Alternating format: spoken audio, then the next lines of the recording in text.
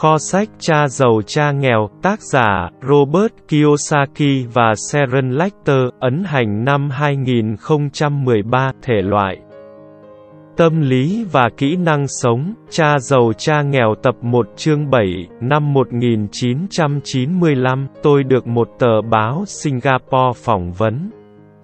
Người nữ phóng viên trẻ tuổi đến rất đúng giờ và cuộc phỏng vấn bắt đầu ngay lập tức.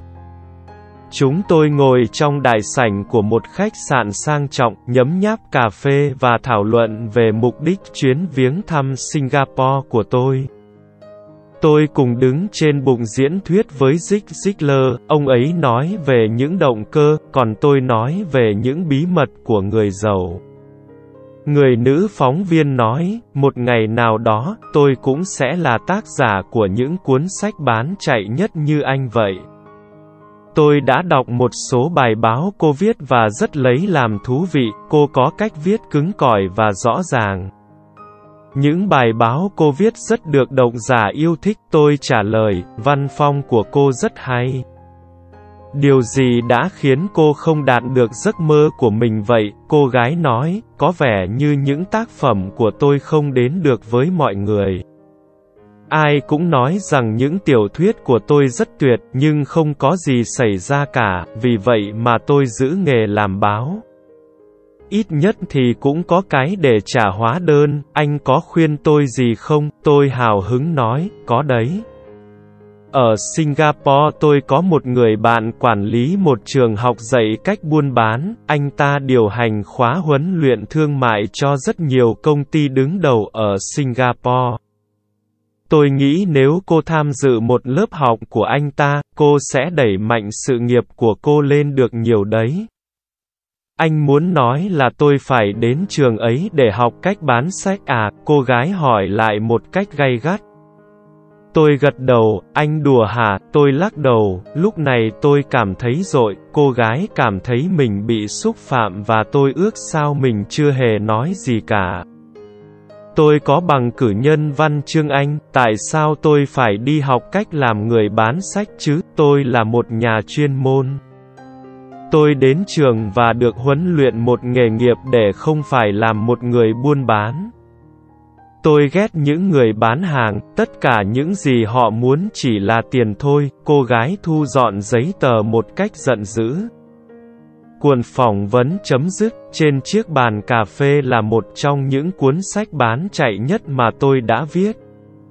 Tôi nhặt nó lên cùng tờ ghi chú của cô gái trong tập giấy thấm, tôi chỉ cho cô thấy dòng ghi chú. Cô thấy gì không? Cô gái bối rối nhìn xuống, sao? Tôi cố ý chỉ vào dòng ghi chú của cô. Trên tờ giấy cô viết, Robert Kiyosaki, tác giả những cuốn sách bán chạy nhất, nó viết rằng tôi là tác giả cuốn sách bán chạy nhất, chứ không phải là tác giả cuốn sách viết hay nhất. Ngay lập tức cô gái mở to mắt và lắng nghe tôi thật chăm chú, tôi là một người viết văn tệ. Cô là một nhà văn lớn, tôi học cách buôn bán, cô có bằng cử nhân, gom hai thứ đó lại cô sẽ là tác giả cuốn sách viết hay nhất. Và tác giả cuốn sách bán chạy nhất, tia giận dữ lóe lên trong mắt cô gái, tôi sẽ không bao giờ hạ mình đi học cách bán hàng cả. Những người như anh chẳng viết lách gì hết, tôi là một người viết văn chuyên nghiệp còn anh là một người buôn bán. Và cô gái vội vã bỏ đi, thế giới đầy những con người tài năng, thông minh, được giáo dục tốt và có năng khiếu, chúng ta gặp họ mỗi ngày vì họ ở xung quanh chúng ta. Nhưng có một sự thật đáng buồn là chỉ có một tài năng vĩ đại thôi thì không đủ, tôi thường rất sửng sốt trước số tiền lương ít ỏi mà rất nhiều người đầy tài năng kiếm được.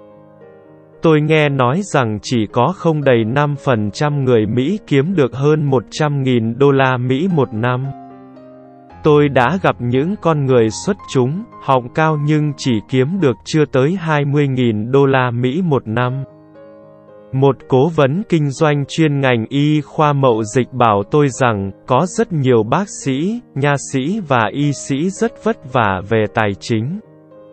Trước lúc đó, tôi cứ nghĩ trong khi họ tốt nghiệp, hẳn là tiền bạc bắt đầu đổ vào. Người cố vấn kinh doanh này đã nói rằng, chỉ một tài năng thôi không đi cùng một tài sản lớn. Trước đây tôi đã nói rằng trí thông minh tài chính là sự phối hợp của kế toán, đầu tư, thị trường và pháp luật. Kết hợp được 4 kỹ năng chuyên môn này, chuyện kiếm tiền sẽ dễ dàng hơn nhiều. Thế nhưng, khi nói đến tiền bạc, kỹ năng duy nhất mà hầu hết người ta biết chỉ là làm việc chăm chỉ. Một ví dụ cổ điển của việc phối hợp kỹ năng là chuyện người phóng viên trẻ tuổi tôi đã nói ở đầu bài. Nếu cô ấy cần mẫn học thêm kỹ năng buôn bán và tiếp thị, thu nhập của cô sẽ tăng vọt ngay.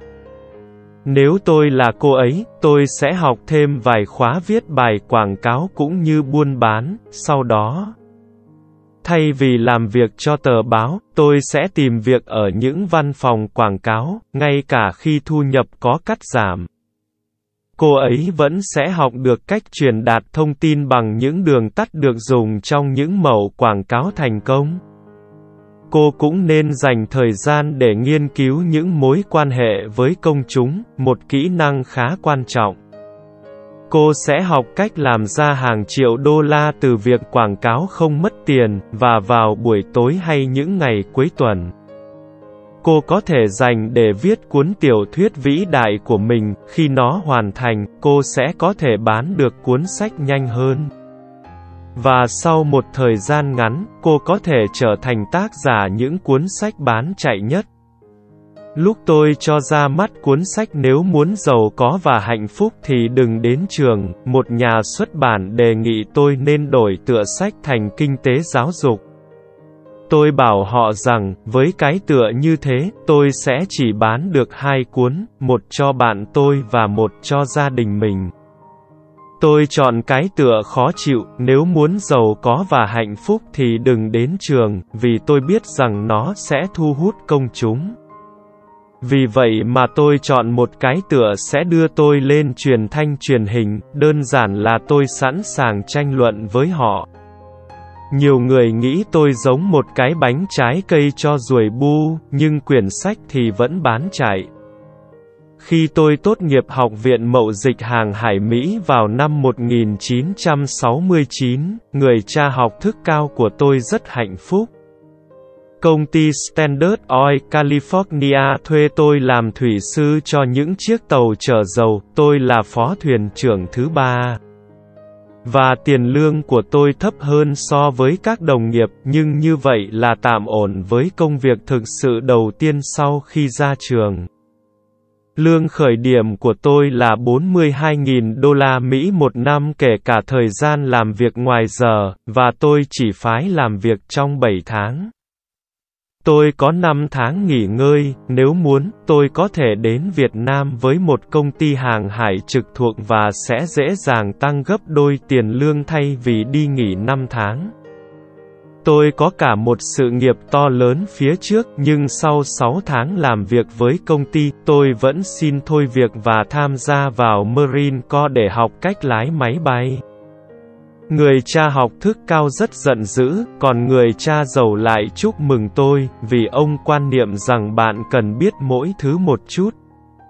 Đó là lý do tại sao trong nhiều năm, tôi làm việc ở nhiều bộ phận khác nhau trong công ty của người cha giàu. Có lúc tôi làm việc ở bộ phận kế toán, dù có lẽ là tôi không thể nào trở thành một kế toán viên giỏi được, nhưng ông vẫn muốn tôi phải học bằng cách thấm từ từ. Người cha giàu biết rằng tôi sẽ học được những biệt ngữ và có khả năng thấy được cái gì quan trọng còn cái gì không. Tôi còn làm công việc của một anh hầu bàn và một công nhân xây dựng, cũng như bán hàng, đặt chỗ và tiếp thị. Người cha giàu đang chuẩn bị cho Mai và tôi, chính vì vậy mà ông khăng khăng bắt chúng tôi phải có mặt trong những buổi họp của ông với các nhân viên ngân hàng, luật sư, kế toán và những nhà môi giới. Ông muốn chúng tôi biết mỗi thứ một chút về mọi khía cạnh trong đế chế của mình. Khi tôi xin nghỉ công việc có lương cao ở Standard Oil, người cha học thức cao đã có một cuộc nói chuyện thẳng thắn với tôi. Ông rất hoang mang. Chẳng hiểu nổi tại sao tôi quyết định bỏ một sự nghiệp lương cao, lợi nhuận lớn, thời gian nghỉ ngơi nhiều và nhiều cơ hội thăng tiến như thế. Tôi không thể giải thích cho ông hiểu được dù đã rất cố gắng. Kiểu logic của tôi không phù hợp với logic của ông. Một vấn đề lớn khác, logic của tôi là logic của người cha giàu. Sự bảo đảm công việc là mọi thứ đối với người cha học thức cao, còn học tập là tất cả đối với người cha giàu. Người cha học thức cao nghĩ rằng tôi đến trường để học trở thành một sĩ quan hàng hải. Người cha giàu biết rằng tôi đến trường để học về thương mại quốc tế, là một sinh viên. Tôi học trông nom hàng hóa, lái tàu chở hàng, tàu chở dầu và tàu chở khách sang vùng Viễn Đông và Nam Thái Bình Dương. Người cha giàu nhấn mạnh việc tôi nên ở lại Thái Bình Dương thay vì lái tàu sang châu Âu, vì ông biết rằng những nước đang nổi là những nước châu Á chứ không phải châu Âu. Trong khi những người bạn học của tôi đang bận tham gia vào hội học sinh viên thì tôi học cách kinh doanh. Học về những kiểu người và những nền văn hóa Nhật, Đài Loan, Thái Lan, Singapore, Hồng Kông, Việt Nam, Triều Tiên, Haiti, Samoa và Philippines. Nhờ những việc học đó, tôi đã nhanh chóng trưởng thành. Người cha học thức cao chỉ không hiểu tại sao tôi quyết định nghỉ việc để gia nhập Marine Corps.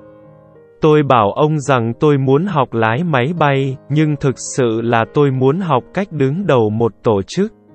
Người cha giàu giải thích rằng điều khó khăn nhất khi điều hành một công ty là quản lý nhân sự. Ông đã có 3 năm phục vụ trong quân ngũ, còn người cha có học của tôi thì được miễn quân dịch.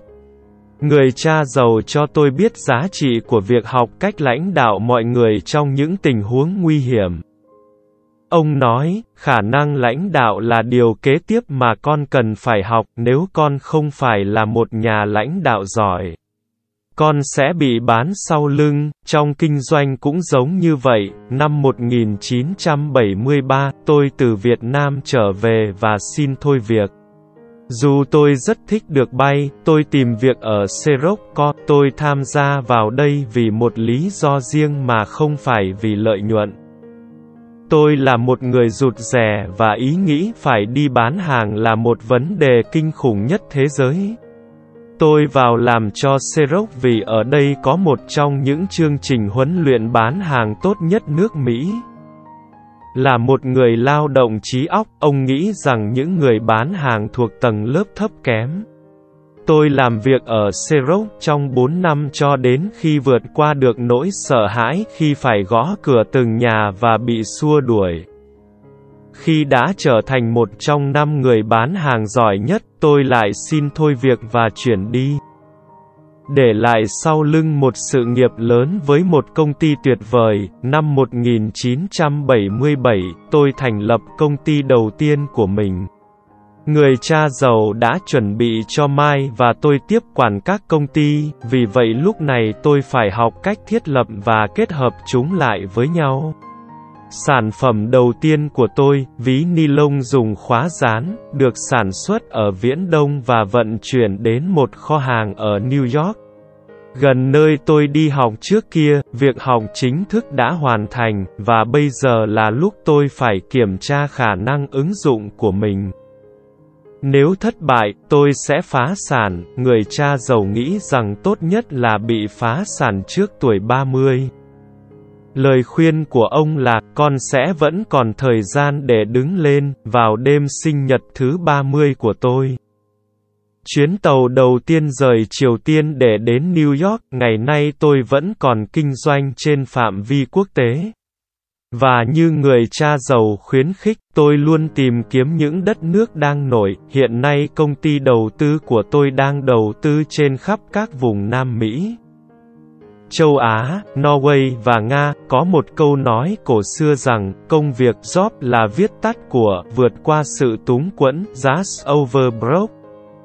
Và không may là câu nói này đúng với hàng triệu triệu người, vì trường học không nghĩ rằng hiểu biết tài chính cũng là một sự hiểu biết đáng giá. Nên hầu hết các công nhân phải sống trong kham khổ trong cái vòng luẩn quẩn làm việc và trả hóa đơn. Tôi còn biết một lý thuyết quản lý khác cho rằng, công nhân nào làm việc chăm chỉ sẽ không bị đuổi.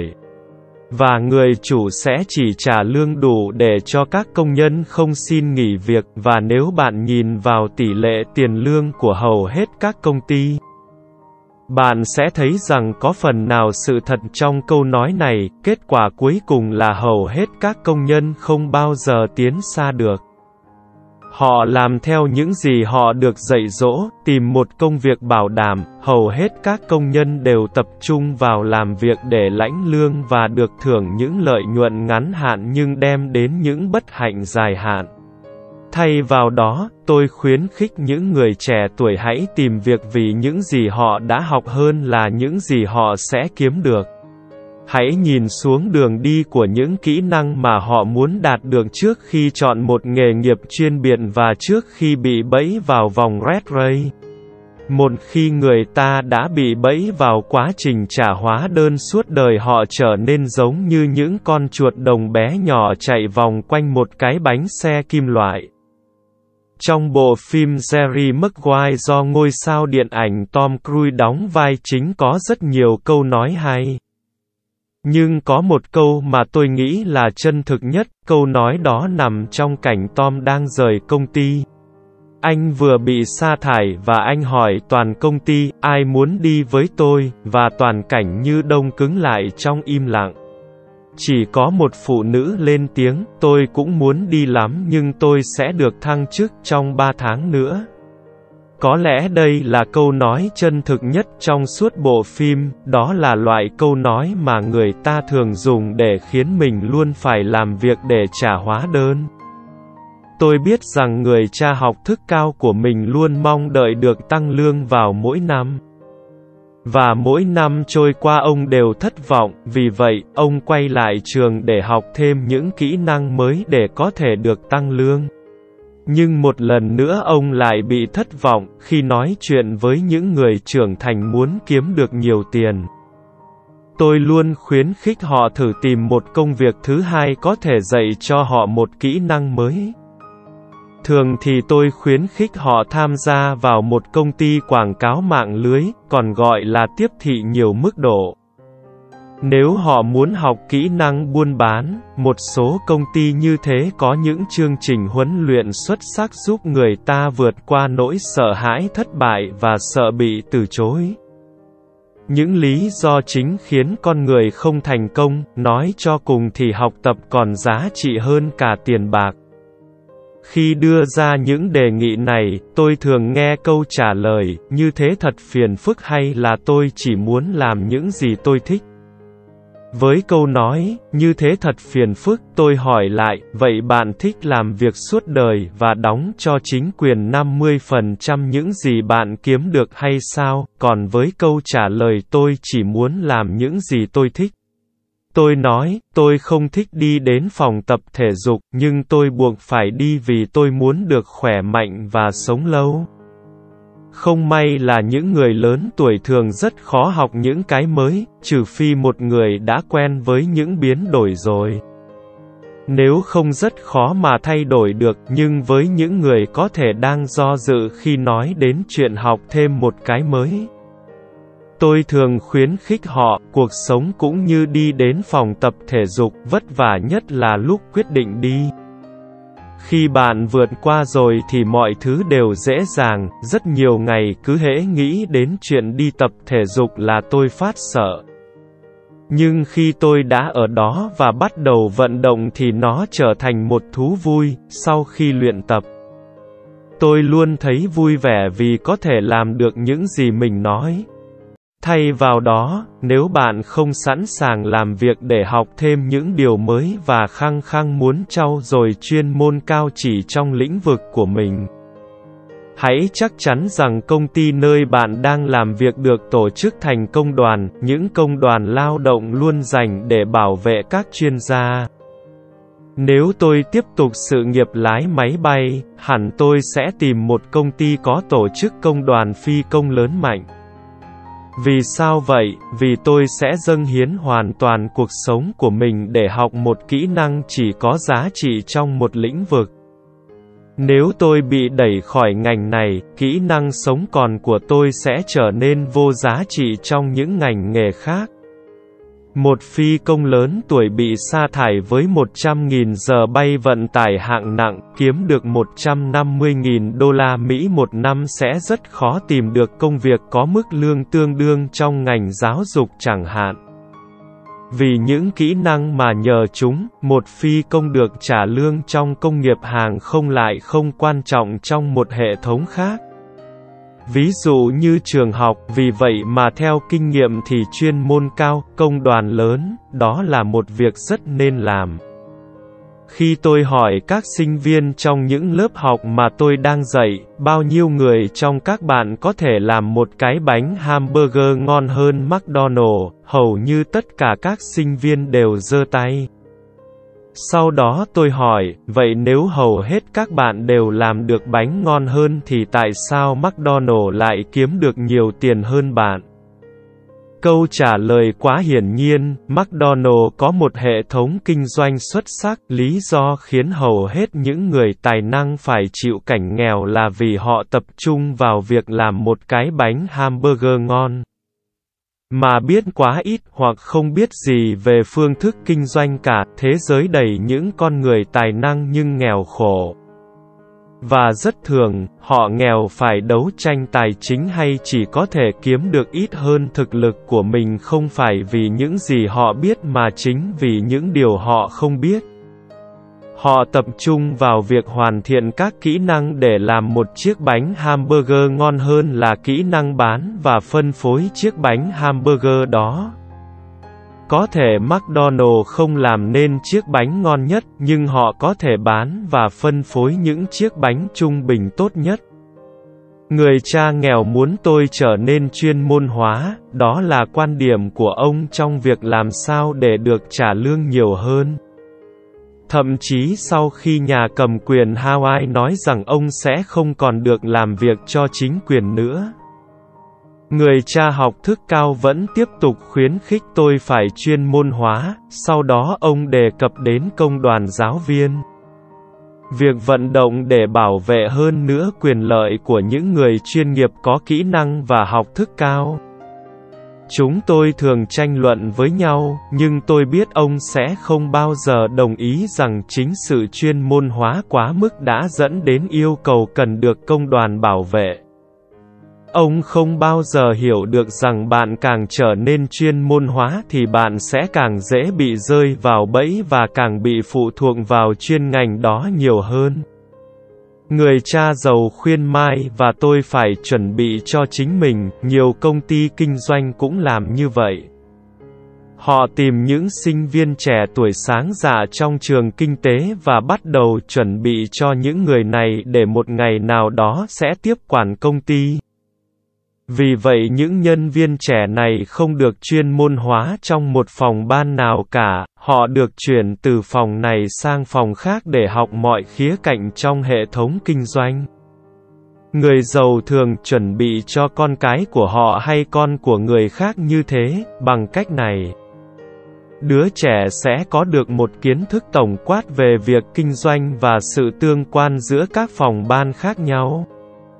Đối với những thế hệ sinh ra trong chiến tranh thế giới thứ hai, việc chuyển từ công ty này sang công ty khác được xem là một việc xấu xa. Ngày nay thì đó là một việc khôn ngoan, người ta chuyển từ công ty này sang công ty khác mà không tìm kiếm khả năng chuyên môn hóa hơn vậy tại sao không tìm để học hơn là để kiếm tiền, trong tương lai gần.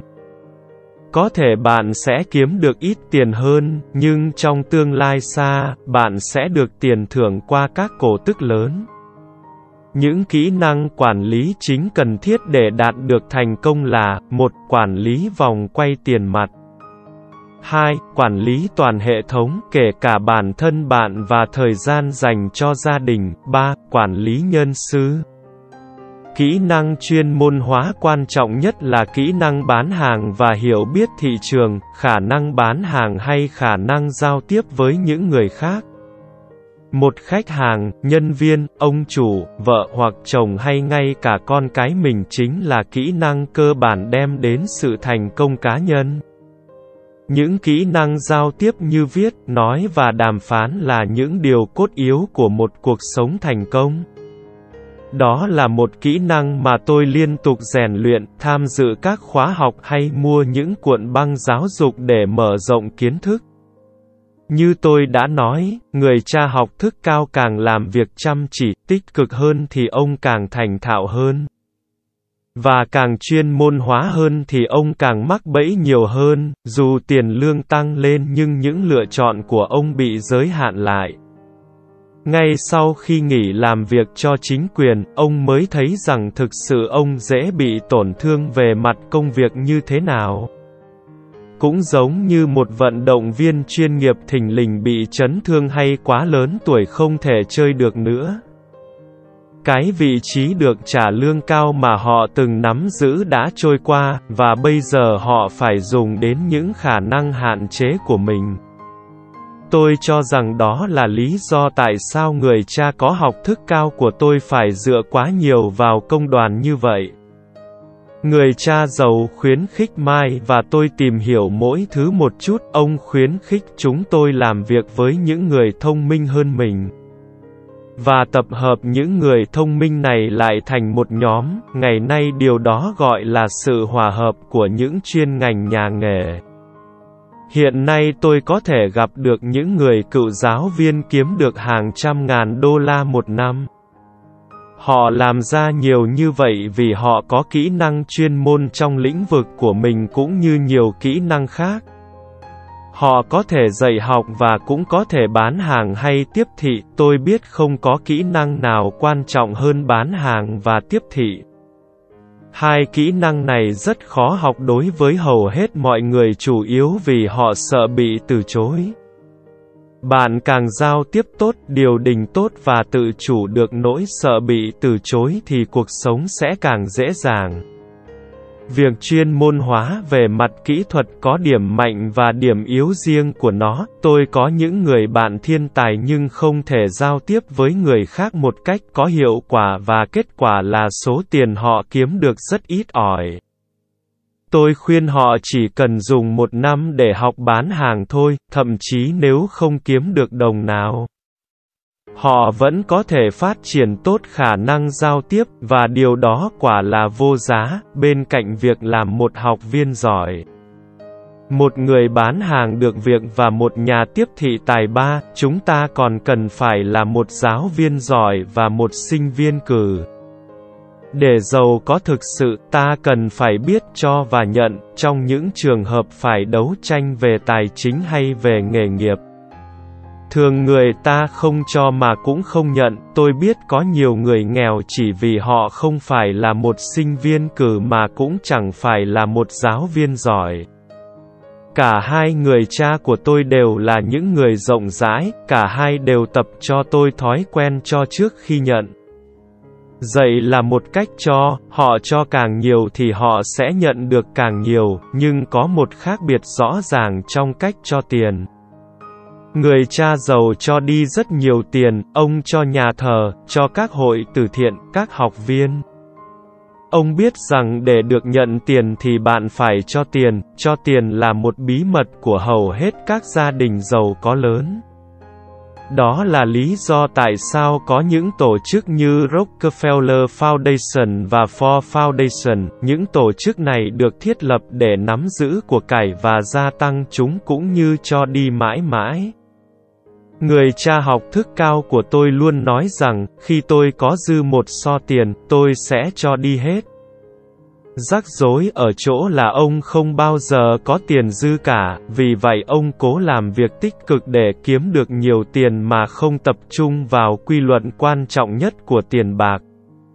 Hãy cho đi và bạn sẽ được nhận, thay vì vậy ông tin rằng, cứ nhận đi rồi sau đó sẽ cho.